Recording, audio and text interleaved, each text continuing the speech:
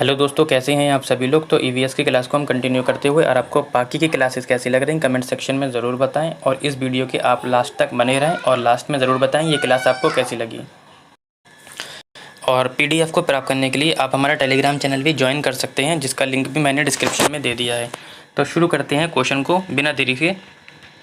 Question number आपका 21 कहता है कि बीजों के अंकुरण की अवधारणा को कक्षा में पढ़ाते समय शिक्षक को चाहिए कि वे शिक्षार्थियों की जानकारी भी दे। यानी कि आप एक टीचर हैं और बीजों का अंकुरण बच्चों को पढ़ा रहे हैं, तो आपका क्या फ़र्ज़ बनता है कि बच्चों को आप किस चीज़ की जानकारी देंगे। कहता है कक्ष में हवा के तापमान एवं नमी की जानकारी देंगे, कक्ष में की गई सजावट की जानकारी देंगे, कक्ष में फैली धूप मिट्टी की जानकारी देंगे, या कक्ष में रखे हुए फर्नीचर की जानकारी देंगे। ठीक है, तो बीजों के अंकुरण के लिए उचित तापमान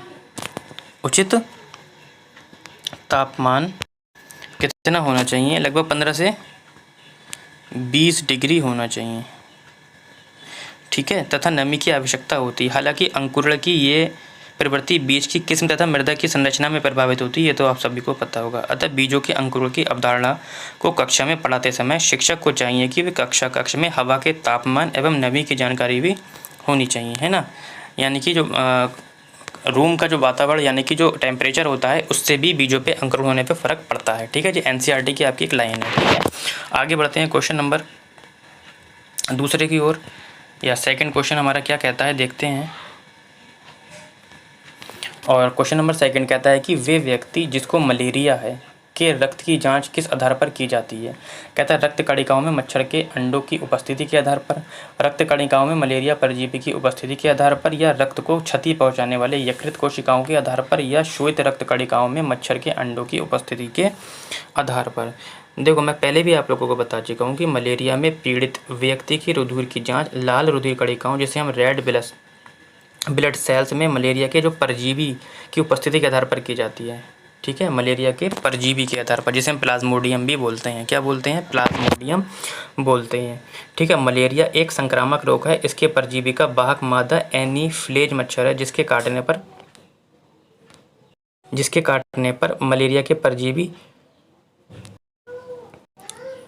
लाल रुधिर कणिकाओं में प्रवेश कर बहुगुणित होने लगते हैं तथा व्यक्ति में बार बार बुखार, सर दर्द, ठंड लगना तथा कांपना जैसे लक्षण उभरते हैं। ठीक है, आगे बढ़ते हैं क्वेश्चन नंबर 3 की ओर। कहता है कि बर्फ के घर इग्लू,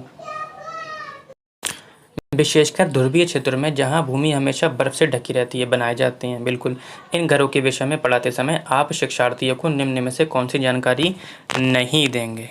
कह रहा नहीं देंगे। कहता है इन घरों का निर्माण करने वाले लोगों की एस्किमो को कहा जाता है। कहता है इन घरों का आकार गुंबदाकार रखा जाता है, साथ ही प्रवेश हेतु मध्य में एक छिद्र होता है।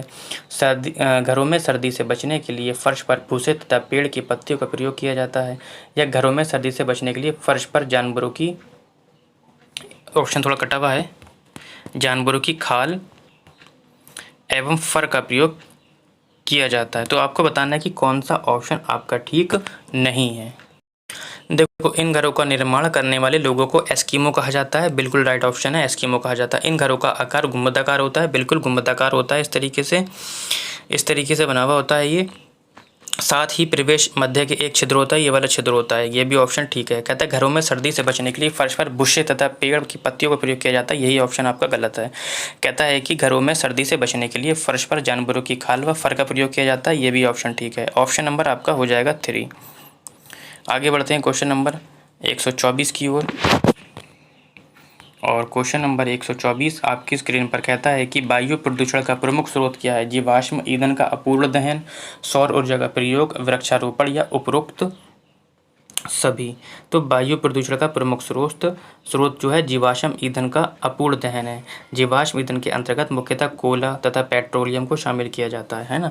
ऑटोमोबाइल जैसे कि मोटर वाहन वायु प्रदूषण का प्रमुख स्रोत होता है, यानी कि इसमें से कार्बन मोनोऑक्साइड गैस निकलती है, जो कि ब्लड में घुलकर क्या होता है, अंतःक्रिया करने लगती है और कई गुना क्रियाशील होती है, जिससे कि सांस लेना हल्के हल्के कम हो जाती है, और इसे हम स्लो पॉइजन भी बोलते हैं। ठीक है, तो फिलहाल आपका ऑप्शन हो जाएगा जीवाश्म ईंधन का अपूर्ण दहन। ठीक है, आगे बढ़ते हैं क्वेश्चन नंबर 125 की ओर।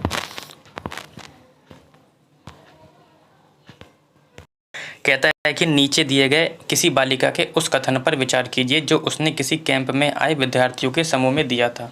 क्या कहा था? मैं उस शहर से आई हूँ जो एक पहाड़ी सत्र है या क्षेत्र है, ठीक है। हमारे यहाँ वर्षा बहुत होती है और बर्फ़ भी बहुत पड़ती है, ठीक है। जब ठंड बहुत अधिक हो जाती है तब हमें धूप में बैठना अच्छा लगता है। हमारे घर पत्थर अथवा लकड़ी के बने होते हैं।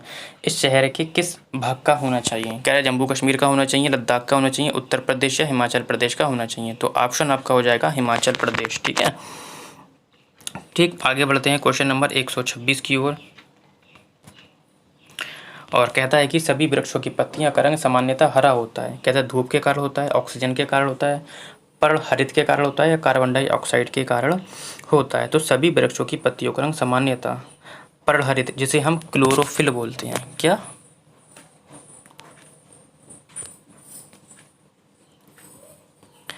क्लोरोफिल, ठीक है।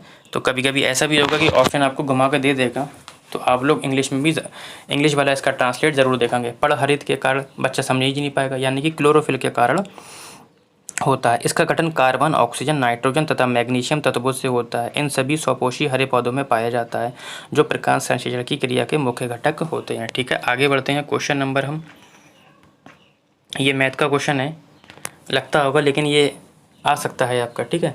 5 संख्याओं का औसत 26 है। यदि एक संख्या निकाल दी जाए तो उसका औसत 24 हो जाता है। कह रहे निकाली गई संख्या बताइए, ठीक है। तो थोड़ा जूम कर लेते हैं, ठीक। देखो, कहता है कि 5 संख्याओं का औसत 26 है, तो 5 संख्याओं का योग निकाल लो आप। पहले तो फॉर्मूला आपको पता होगा औसत का, क्या होता है औसत का फॉर्मूला, पहले आप ये समझ लीजिए। औसत बराबर होता है कुल पदों का योग अपॉन पदों की संख्या, कुल पदों की संख्या, कुल पदों की संख्या, ठीक है। तो हमें औसत दे रखा है, कुल पदों की संख्या दे रखी है, तो हम क्या निकाल लेंगे? कुल पदों का योग निकाल लेंगे, ठीक है। आप इसको स्क्रीनशॉट ले लीजिए, मैं इसे हटा देता हूँ, ठीक। तो हम क्या निकालेंगे? 5 संख्याओं का योग निकाल लेंगे। तो 5 संख्या का योग क्या हो जाएगा? 5 गुणा औसत गुणा कुल पदों की संख्या, यानी कि 26, ठीक है। तो आप अब इसकी मल्टीप्लाई करना है आपको, ठीक। 5 छक्का 30, 0 कैरी 3, 5 दूनी 10 और 10 3 13, 130 हो जाएगा आपका। अब क्या कहता है क्वेश्चन की एक संख्या निकाल दी जाए तो औसत 24 रह जाता है। तो 5 संख्या थी, एक संख्या निकाल दी गई, 4 रह गई, तो इसका योग निकाल लो, ठीक। तो 4 और औसत कितना रह जाता है? 24 रह जाता है। कितना रह जाता है? 24 ना, हाँ 24 रह जाता है। तो 4 चौक 16 के 6, हासिल 1, 4 दूनी 8 और 1 9 96। तो कह रहा है जो घटी हुई संख्या बताओ। तो 5 में से 4 गए 1, यही तो वो संख्या है ना, और इसमें से घटा दीजिए आप। 10 में से 6 4 और 12 में से 9 2, यानी कि आपका ऑप्शन नंबर क्या आ जाएगा? 24 आ जाएगा, ठीक है। देख लीजिए आप लोग 24 कहाँ पर है, 34 आ जाएगा, सॉरी, है ना। क्या आ जाएगा? 34 आ जाएगा। मिस्टेक होगी घटाने में शायद हमने क्या घटाया? 130 में से 96 को घटाना है। तो 10 में से 6 गए 4 और आपका इधर रहेगा 12, 12 में से आप निकालेंगे 9 को तो बचेगा आपका 3, ठीक है। तो कितना आ जाएगा? 34 हो जाएगा, ठीक। आगे बढ़ते हैं क्वेश्चन नंबर 128 की ओर। और कहता है कि समुद्र के किसी शहर की ऊंचाई जितनी अधिक होगी वहाँ की आबादी उतनी ज़्यादा की अधिक मात्रा में प्राप्त करती है। कहता है क्या प्राप्त करती है? नाभिकीय विकिरण प्राप्त करती है, कॉस्मिक किरणें, विद्युत चुंबकीय विकिरण, या ये सभी प्राप्त करते हैं। होता क्या है कि समुद्र में किसी शहर की ऊंचाई जितनी अधिक होगी वहाँ की आबादी उतनी ही ज़्यादा मात्रा में कॉस्मिक किरणें, जिसे हम ब्रह्मांड किरणें कहते हैं, प्राप्त करेंगी। कॉस्मिक किरणें अत्यधिक ऊर्जा वाली किरणें हैं जो बाहरी अंतरिक्ष में पैदा होती हैं तथा छिटक कर आ जाती हैं, ठीक है। तो ऑप्शन हो जाएगा आपका ये वाला, ठीक है। आगे बढ़ते हैं सेकंड लास्ट क्वेश्चन की ओर। कहता है कि खाद्य पदार्थों को सुरक्षित रखने में शीतलीकरण विधि से पूर्व किस वस्तु का प्रयोग करते हैं? कहता है मिर्च का, लौंग का, दालचीनी का या इलायची का। देखो प्राचीन समय में क्या होता था कि लौंग का प्रयोग खाद्य पदार्थों को सुरक्षित करने के लिए किया जाता था। इससे खाद्य पदार्थों में जल्दी कीड़े नहीं लगते थे। क्या? कीड़े नहीं लगते थे। तो ऑप्शन नंबर आपका हो जाएगा लौंग। ठीक है, आगे बढ़ते हैं। आज के सेशन का लास्ट क्वेश्चन जो आपकी स्क्रीन पर कहता है कि दुर्गा एक गांव में रहती है और लकड़ी या गोबर के उपले का ईंधन इस्तेमाल करते हुए चूल्हे पर खाना पकाती है। छिलके 3 महीनों से उसे तेज़ खांसी आ रही है। पिछले 3 महीनों से उसे तेज़ खांसी आ रही है। इसका कारण क्या हो सकता है? अब बताएंगे आप। उसने एक क्लू दे दिया ऊपर कि दुर्गा एक गाँव में रहती है और लकड़ी और गोबर, ये देखो, लकड़ी और गोबर के उपले का ईंधन का इस्तेमाल कर रही है, चूल्हे का, और पिछले 3 महीने से उसे खांसी आ रही है। अब बताओ उसका कारण क्या हो सकता है?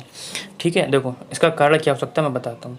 जीवाश्म ईंधन जो होता है जैसे कि कोयला, पेट्रोलियम, अभी मैंने बताया था आपको कि, तथा लकड़ी या गोबर को ईंधन के रूप में इस्तेमाल करते हैं चूल्हे खाना बनाने के दौरान। कार्बन मोनोऑक्साइड गैस, अभी मैंने आपको बताया था कि क्या निकलती है, CO, कार्बन मोनोऑक्साइड गैस क्या होती है?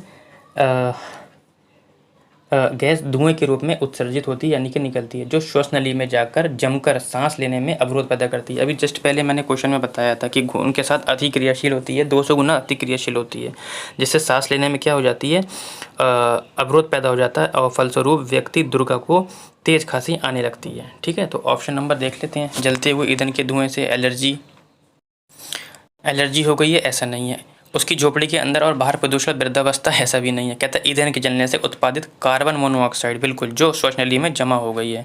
ऑप्शन नंबर आपका 3 हो जाएगा। तो आज के लिए इतना ही। क्लास कैसी लगी आप कमेंट सेक्शन में ज़रूर बताएं, और आपके जो भी क्वेश्चन बन रहे हैं तो आप लोग मुझे कमेंट सेक्शन में बता सकते हैं।